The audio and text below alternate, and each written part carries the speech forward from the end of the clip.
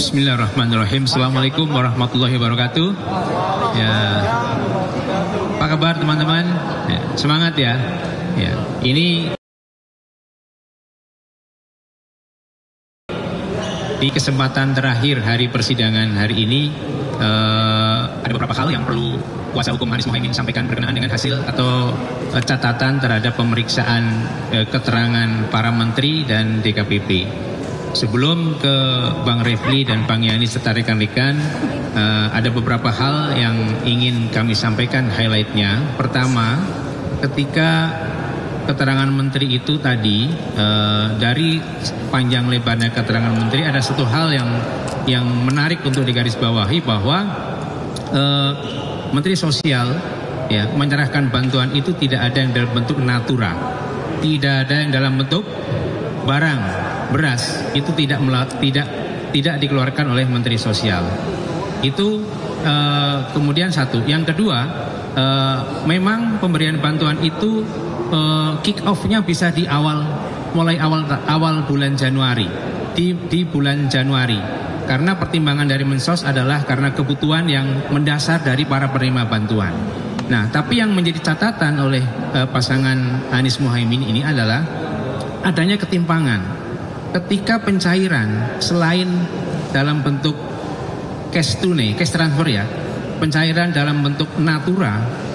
Itu ada data yang kami peroleh yang sudah kami ajukan di persidangan. Di bulan Januari 2024 jumlahnya 12,5 T Januari. Sementara kita bandingkan di 2023 di bulan yang sama hanya 3,8 T. Kemudian mundur di 2022 3,5 T. Ada kepentingan apa yang itu hari ini tidak dijawab oleh pembantu presiden. Nah, kemudian yang ketiga, satu hal penting ketika tadi ditanya Pak Profesor Muhajir, ketika presiden turun ke daerah-daerah, justru jawabannya adalah semacam bentuk bantahan. Apakah mungkin presiden hanya turun di 100 titik tapi kemudian berpengaruh kepada elektoralnya sang putra, tapi kemudian itu diminta di stop oleh majelis. Ini menunjukkan bahwa ada intervensi, ada kepentingan elektoral dari terjunnya langsung presiden ke titik-titik tertentu yang katanya untuk membantu orang miskin, tapi titik-titik yang dituju adalah bukan kantong-kantong warga negara miskin, warga masyarakat yang miskin. Terakhir, yang highlight yang terakhir berkenaan dengan hadirnya DKPP. Tadi meskipun DKPP tidak mau terbuka, tapi satu frase yang disampaikan atau satu kalimat yang disampaikan oleh DKPP bahwa pelanggaran hukum adalah pelanggaran etik, di mana DKPP sudah menyatakan KPU melanggar etik dalam proses penerimaan berkas Prabowo Gibran dan penetapannya sebagai pasangan calon. Ini kata kunci yang menurut kami luar biasa, mendukung dan menguatkan bukti yang dalil yang kami ajukan berkenaan dengan permohonan diskualifikasi pasangan calon nomor urut 2. Itu beberapa hal. Kemudian selanjutnya diperdalam oleh Bang Ahmad Yani dulu. Silakan. Terima kasih. Assalamualaikum warahmatullahi wabarakatuh, rekan-rekan media. Bahwa pada hari ini kami sungguh bahagia ya, sungguh senang, bergembira, dan kami nggak lemas, bersemangat betul kami ini, ya kan? Dan tidak nampak kan tanda-tanda kelemasan seperti itu. Bagaimana tadi dikemukakan seperti itu. Pegal sih ya. Dari apa yang kita dapatkan dari persidangan ini, ada hal-hal yang menurut saya kunci, pokok persoalan, inti dari gugatan yang kami ajukan maupun gugatan yang diajukan oleh pihak 03. Persoalan-persoalan yang selama ini yang terungkap di fakta-fakta persidangan yang ada, baik dari keterangan-keterangan saksi, keterangan-keterangan ahli maupun argumentasi kami dalam posita, ya kan, itu sebenarnya terkonfirmasi, dicoba ya kan, diperdalam oleh Yang Mulia. Saya kira 8 hakim Mahkamah Konstitusi ini mencoba memperdalam, dan itu dikonfirmasi secara langsung argumen-argumen dan bukti-bukti yang telah kami ajukan. Saya kira kami bersyukur sekali, pertanyaan-pertanyaannya cukup tajam. Pertanyaan-pertanyaan yang diajukan oleh majelis itu menyangkut pokok persoalan yang kami persoalkan, tapi jawaban yang dilakukan oleh kementerian saya kira jawaban standar, jawaban yang bersifat normatif, apa yang dipaparkan seperti itu. Tidak menjawab pokok persoalan yang sesungguhnya, dan tidak juga sesungguhnya membantah dalil-dalil kami seperti itu. Contoh, tadi sudah dikemukakan menyangkut masalah bansos. Itu masalah bansos ini. Kan ada durasi waktu, ada proses perencanaan, ada proses pembahasan, ada proses pengesahan, dan ada proses yang diundangkan yang namanya undang-undang tentang bansos itu sendiri. Nah, ini kita mendalilkan bahwa dalam proses yang namanya di akhir Desember, Januari, Februari, sebagaimana diargumentasi oleh kita bahwa tidak ada korelasinya dengan argumen sebelumnya yang disebut El Nino, sesungguhnya akhirnya dibantah juga oleh Ibu Sri Mulyani. Jadi tidak dalam konteks bahwa ada El Nino, tapi memitigasi. Ini jauh dua hal yang berbeda antara dampak El Nino dan memitigasi persoalan. Terus yang kedua adalah juga tidak dijawab juga dengan tuntas itu menurut saya, apakah yang dilakukan, ya kan, dilakukan oleh kementerian yang ada seperti itu sesuai dengan TOSI, tugas dan fungsi, sebagaimana dikemukakan. Ditanya oleh Pak Arief, saya kira Pak Arief menanyakan yang lebih konkret pertanyaannya, tidak bersifat abstrak. Bagaimana bisa Pak Muhajir bisa menjelaskan kehadirannya di dua tempat itu ikut membagi-bagikan sembako itu sendiri dalam konteks TOSI dia itu sendiri, kan koordinasi, ya kan, sinkronisasi, dan dia langsung masuk hal-hal yang bersifat praktis, tidak memberikan jawaban yang akurat, yang tegas. Begitu juga Pak Erlangga, tidak memberikan jawaban yang tegas, bahkan terkesan apologia, ya kan. Tak kala ditanya apa hubungannya dan masalah kepartaiannya, dia menjawab ya yang jelas kantongnya bukan kantong berwarna kuning. Saya kira ini cara, ya kan, adalah cara debat ya yang dari sejak dulu untuk menghindar. Itu adalah ilmu debat untuk menghindar dari pokok persoalan yang inti, pokok persoalan seperti itu. Nah, ada hal yang menarik saya kira, kalau memang korelasinya untuk mitigasi, Pak Erlangga menyatakan kenapa harus memberikan bansos pada durasi waktu yang tadi dikemukakan itu dalam rangka untuk stabilisasi harga. Bagaimana fungsi pemerintah untuk menstabilisasi harga? Faktanya, nah ini fakta, pada waktu yang telah disebutkan untuk stabilisasi harga, sebagaimana ahli kami menyebutkan, justru dalam sejarah publik ini harga beras melambung tinggi seperti itu. Jadi ini kontras apa yang diomongkan tadi, terjadi anomali. Pada satu sisi dia ingin menyatakan bahwa apa yang dilakukan ini dalam rangka stabilisasi harga, pada kenyataannya harga melambung tinggi sepanjang ada sejarah Republik Indonesia ini. Juga dia tidak bisa menjawab juga. Dia menjawab hanya sekilas, ya kita kalau tidak cukup, ya kan, berapa sih sesungguhnya kebutuhan kita karena El Nino itu. Kami menyatakan kebutuhan kita tidak banyak. Ahli kami ya menyatakan hanya kebutuhan 0,6 ton. Tapi adalah 6 juta ton, tapi yang diimpor hampir mendekati 3 juta ton. 3,6. Nah, 3,06. Artinya ada selisih yang cukup banyak yang itu tidak dijawab. Kalau selisih waktu banyak itu ada dalam rangka untuk stabilisasi harga, harusnya, logisnya harga tidak naik sampai begitu tinggi. Nah, itu yang menurut saya tidak dijawab. Kali Ibu Risma saya kira mengkonfirmasi. Inilah menyangkut tata kelola pemerintahan kita. Kan seharusnya ada kementerian-kementerian yang sudah diberikan mandat untuk mengurus hal-hal yang seperti ini.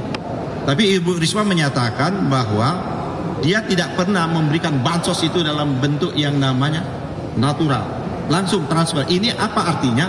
Tidak ketemu, tidak ada media, tidak ada ketemu, dan itu juga tidak bisa menjawab pertanyaan salah satu hakim. Apakah ini dalam rangka untuk show sebenarnya apa yang dikemukakan oleh Pak Arief ya? Majelis Harib itu, apakah pemberian-pemberian yang sekarang ini yang selalu dipublikasi itu dalam rangka untuk kepentingan elektoral? Tidak juga dijawab dengan tuntas seperti itu. Nah, yang terakhir saya kira yang saya ingin sampaikan dalam konteks keterangan tadi di KPP. Di KPP ini kan kita sama-sama kita sudah dapat putusan di KPP. Kita sudah baca keputusan di KPP dan kita sudah menghadirkan juga pihak yang terlibat dalam proses di KPP itu sendiri. Memang ketua di KPP tidak menjawab secara tegas karena ini terangkut masalah etik dia.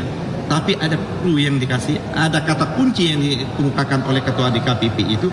Ini jelas-jelas ada ketidakpatuhan terhadap proses yang ada, yaitu ada putusan Mahkamah Konstitusi yang seharusnya, ya kan, ditindaklanjuti, tapi tidak ditindaklanjuti oleh KPU.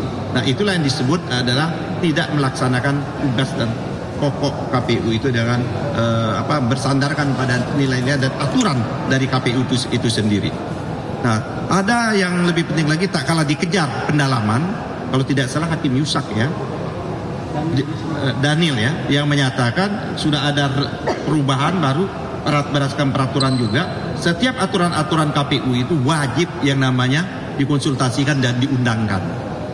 Nah, ini yang menurut saya setiap keputusan yang ada yang dilakukan oleh Mahkamah wajib ditindaklanjutkan, wajib untuk dilakukan konsultasi dan wajib untuk diundangkan. Di persidangan di KPP yang kita dapat, tapi tidak disampaikan di sini putusan itu, bahwa proses itu tidak dilalui oleh KPU. Oleh karena itulah maka dia diberi peringatan keras dan terakhir. Ditanya kenapa dia terakhir terus kan? Dia hanya menunjukkan masalah kualitas kesalahan itu. Menurut kami itu yang menurut kita kalau sudah terakhir berarti sudah tidak ada terakhir lagi. Harusnya kan, apa kata hakim, kenapa nggak dibuang saja, ya kan? Apa bahasanya hakim tadi? Diempaskan apa dibuang? Kayaknya dia tidak mau menjawab juga secara konkret. Nah, akhirnya secara menyeluruh dari persidangan awal, dari saksi-saksi yang dihadirkan, dari bukti-bukti, tinggal nanti memang menurut saya Yang Mulia memberikan kesempatan juga pada kami. Belum pernah ada juga kan terobosan juga ini. Ini menunjukkan bahwa peradilan ini tidak hanya peradilan kuantitatif, sebagaimana didalilkan hanya mengukur sengketa-sengketa hasil.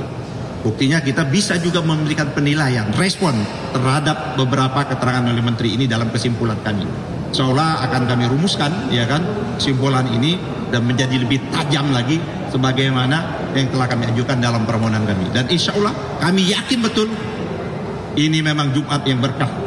Mudah-mudahan persoalan permohonan kami insya Allah dijawab dan dikabulkan. Terima kasih. Bila taufiq hidayah. Assalamualaikum warahmatullahi wabarakatuh. Iya, kalau Bang Yani lama lagi saya pulang. Assalamualaikum warahmatullahi wabarakatuh. Keren cadang. Jadi kawan-kawan semua, saya gembira ya. Hari ini sudah berakhir sidangnya dan kita hanya akan menyiapkan kesimpulan. Tapi kata menyiapkan kesimpulan itu luar biasa sesungguhnya. Karena kita diberikan kesempatan lagi untuk mempertajam apa yang sudah kita sampaikan dan memberikan juga kritik atau masukan-masukan apapun kepada Mahkamah Konstitusi untuk memperkuat permohonan kita. Logikanya sederhana. Kalau MK mau menolak permohonan kita, ngapain dia bikin instrumen baru kesimpulan? Dan boleh juga menanggapi apa yang terjadi tadi. Saya akan mereview secara umum, tidak spesifik hari ini. Jangan lupa kawan-kawan semua, permohonan 01 itu petitumnya adalah diskualifikasi terhadap 02 atau setidak-tidaknya diskualifikasi terhadap Gibran dan diperintahkan pemungutan suara ulang. Ingat, pemungutan suara ulang, bukan pemilu ulang. Seluruh Indonesia. Jadi kalau ada yang mengatakan itu akan mengganggu kalender ketatanegaraan dan lain sebagainya, itu omong kosong, bullshit, ya, omon-omon. Kenapa begitu? Ingat nggak? waktu saya mengajukan judicial review terhadap unregistered voters bisa memilih itu pada tanggal 6 Juli 2009 dan kemudian pilpresnya 8 Juli 2009. Bayangkan, itu putaran pertama. Memang tidak terjadi putaran kedua, tapi intinya adalah ini baru bulan April, jadi masih jauh ke Oktober kalau kita bicara akan terjadi kekosongan hukum. Nah, untuk mendukung petitum tersebut atau permohonan tersebut, kami memulai dengan satu pendekatan yang barangkali tidak lazim bagi permohonan sebelumnya, yaitu kami hanya menekankan dan hanya mengutamakan aspek kualitatif saja. Kami tidak menghitung angka-angka, karena kami katakan angka itu didapat dari kecurangan. Bagaimana kita kemudian mau beradu angka sementara angka yang kita ingin adu itu didapat dari kecurangan yang tidak saja dalam proses pemungutan dan penghitungan suara, tapi jauh sebelumnya, sebelum pencoblosan dilakukan. Oke? Dan pintu itu sudah terbuka bagi kami, yaitu bahwa MK sudah kembali menegaskan dirinya bahwa mereka adalah pengawal konstitusi, the guardian of the constitutions, dan itu putusan 2004 hingga 2019. Kalaupun kemudian belum pernah dikabulkan, itu soal lain. Kenapa? Karena permohonan terdahulu itu tidak convincing, tidak meyakinkan. Nah, permohonan ini insya Allah sangat meyakinkan, ya. Karena itu kami yakin bahwa peluang besar untuk dikabulkan, insya Allah. Amin. Amin. Kalau wartawan ada yang mengaminkan langsung 100% ini, ya kan? Nah, ya, oke. Semua ahli yang diajukan pihak terkait berusaha mengatakan, Mahkamah Konstitusi, Anda cuma hitungan-hitungan saja. Tapi sebelum ada putusan Mahkamah Konstitusi itu sudah batal dengan putusan terdahulu dan batal dengan pernyataan Hakim Konstitusi sendiri. Oke, dalil pertama, ya, saya tidak akan mengumpulkan 11 dalil, cuma 3-4 dalil saja. Dalil pertama, bahwa penetapan Gibran sebagai wakil Presiden Prabowo Subianto, calon wakil Presiden Prabowo Subianto, itu menurut kami bertentangan dengan hukum dan konstitusi. Melanggar hukum artinya melanggar peraturan perundang-undangan dan melanggar juga konstitusi, melanggar asas pemilu yang luber dan jurdil serta KPU yang harusnya mandiri. Ada dua hal di sini sekaligus menjawab dalil kedua, yaitu sudah expressis verbis bahwa memang ada pelanggaran karena PKPU sebagai dalam tanda kutip hukum acara pendaftaran tersebut itu tidak diubah dan diperkuat dengan Hakim Konstitusi Arief Hidayat yang mengatakan putusan MK itu ada yang self-executing dan non-self-executing.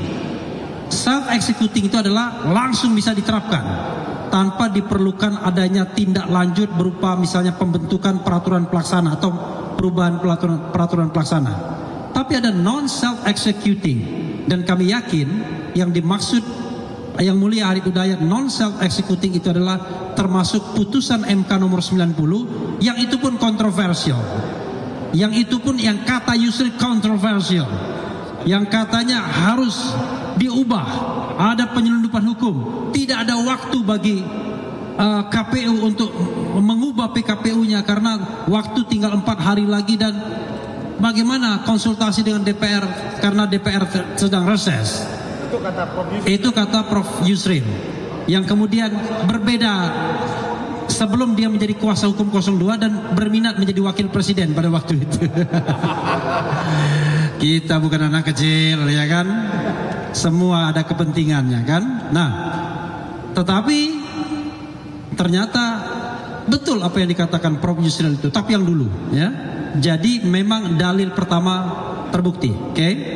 Dalil kedua, tidak independennya KPU atau penyelenggara pemilu yang lainnya terbukti juga. Paling tidak dari kasus terkait dengan penetapan Gibran Rakabuming terlihat bahwa KPU memang sengaja untuk memancing agar ayo mendaftar dengan mengeluarkan surat edaran. Apakah KPU tidak paham bahwa harus mengubah peraturan KPU-nya? Paham mereka. Tetapi karena DPR-nya reses, mereka berusaha melakukan penyelundupan. Wah, itu bisa dipermasalahkan, itu pelanggaran kode etik juga itu. Jadi melakukan penyelundupan dari saksi yang menjadi lawyer di DKPP. Penyelundupannya itu apa? Penyelundupannya adalah dia mengajukan perubahan peraturan KPU itu kepada Dirjen Perundang-undangan tanpa konsultasi DPR. Fortunately ditolak oleh Dirjen Perundang-undangan. Nah, ini menunjukkan bahwa KPU tidak independen. Padahal apa urusannya? Dia kan bisa mengatakan, oke, ada putusan 90, tetapi karena tidak ada waktu untuk mengubah PKPU, maka putusan tersebut belum bisa kami laksanakan. Karena kalaupun kami laksanakan akan cacat prosedural seperti yang dikatakan Yusril Iza Mahendra, akan dipersoalkan orang, dan terbukti, ya kan? Akan dipersoalkan orang. Implikasinya ada persoalan-persoalan seperti ini dan itu bisa inkonstitusional. Maka dalil kami, ya setidaknya ada penyelenggara pemilu yang tidak independen from the beginning, itu sudah terbukti juga. Bagaimana dengan Bawaslu? Sama saja. Terlihat betul bahwa Bawaslu itu tidak memproses hal-hal yang memang jelas-jelas merupakan pelanggaran. Seperti misalnya yang namanya mobilisasi aparat desa. Kemarin ada PJ Wali Kota Bekasi. Ternyata pernah juga diproses oleh Bawaslu, tapi tidak pernah dia menghukum bahwa PJ ini atau kegiatan itu menguntungkan atau dimaksudkan untuk menguntungkan paslon 02. Tidak pernah ada putusan yang begitu. Sepanjang pengetahuan saya, ada nggak? Nggak ada ya. Jadi tidak ada putusan yang mengatakan bahwa itu menguntungkan paslon 02 dengan melanggar undang-undang. Nah, ini menunjukkan bahwa ada ketidaknetralan. Bagaimana dengan DKPP? Ketidaknetralan DKPP yang juga terbukti adalah walaupun memang tidak dipersoalkan secara masif, Anda bayangkan ada ketua KPU 5 kali melanggar, dihukum karena melakukan pelanggaran kode etik. 3 diantaranya berat, ya, 2 peringatan berat dan terakhir, 1 peringatan berat saja tapi tidak ada terakhirnya. Yang terakhir yang Irman Gusman itu, Anda bayangkan, ini hakim konstitusi di sini, ketua MK, sekali melanggar langsung didemosi. Ini jangankan dipecat, didemosi saja tidak sebagai ketua KPU. And then pertanyaannya, ada apa? Apakah karena mereka di backup oleh kekuasaan dan perintah kekuasaan adalah pertahankan? Ini juga persoalan. Maka saya katakan dalil mengenai independensi itu terbukti. Oke, biar jangan terlalu panjang. Dalil lain misalnya bansos. Nah, ini menarik ya. Sebenarnya bansos itu jangan dilihat bansos itself, tapi itu adalah bentuk dari cawe-cawe Jokowi. Jadi bansos, cawe-cawe Jokowi itu harus disatukan menjadi satu kesatuan. Ya. Jadi jangan berdiri sendiri. Jadi apa yang harus kita lihat? Perencanaan jahat, perencanaan kecurangan. Itu yang harus kita lihat. Bukan berapa besar bansos yang digelontorkan, bukan apakah kemudian sudah disidangkan atau tidak, tetapi apakah ada perencanaan kejahatan pemilu untuk memenangkan paslon tertentu dalam tindakan-tindakan cawe-cawe Jokowi yang salah satu instrumennya adalah penggelontoran bansos. Kalau kita jeli melihat apa yang disampaikan oleh para menteri dan juga dari sidang kemarin, maka ada beberapa hal yang paling telak misalnya. Yang paling telak itu adalah kenapa kemudian timingnya itu betul-betul sebelum pemilu.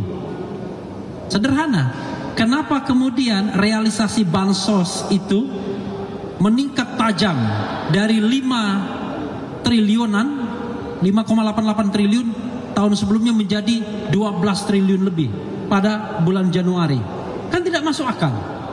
Kalau kita bicara rapel 3 bulanan, maka jatuhnya pada bulan Maret. Kalau rapel 3 bulanan, kenapa jatuhnya pada bulan Februari?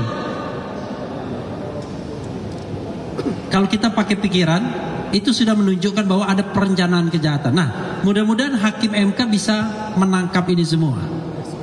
Jadi kawan-kawan semua, kami menganggap bahwa apa yang kami dalilkan tersebut terbukti semuanya. Kalau dikatakan bahwa tidak ada kecurangan, tidak ada perencanaan kejahatan dalam Pilpres kali ini, come on, kita seolah menutup mata hati, kecuali kalau kita sekedar dukung-mendukung. Kalau mengatakan bahwa pemilu ini Presiden Jokowi tidak cawe-cawe yang dia nyatakan sendiri, dan kemudian tidak ada operasi untuk memenangkan paslon 02, maka kita sudah menutup mata dan hati kita hanya untuk kepentingan saya tidak tahu kepentingan apa. Karena itu kami tidak ingin bahwa kecurangan dimenangkan, dan kami tetap tidak ingin bahwa pemimpin dipilih secara curang. Wassalamualaikum warahmatullahi wabarakatuh. Insya Allah kita menang. Amin. Oh ya, minal aidin wal faizin. Mohon maaf lahir dan batin. 2 hari lagi mudik kita. Terima kasih ya. Menang banyak atau menang tipis? Saya bukan Hotman Paris Hutapea. Yang paling penting menang. Mau 1-0, 2-0, yang penting menang. Oh, juga kami mengucapkan terima kasih pada kawan-kawan yang sudah bersibuk-sibuk, ya kan. Kami tidak bisa memberikan apa-apa, cuma apresiasi saja. Kalau memberikan makan juga sedang puasa sebagian kan. Tetapi mudah-mudahan jeripaya kita semua nanti akan diganjar oleh MK. Untuk siapa? Bukan untuk 01 atau 03, tapi untuk Indonesia, untuk demokrasi kita. Hidup demokrasi.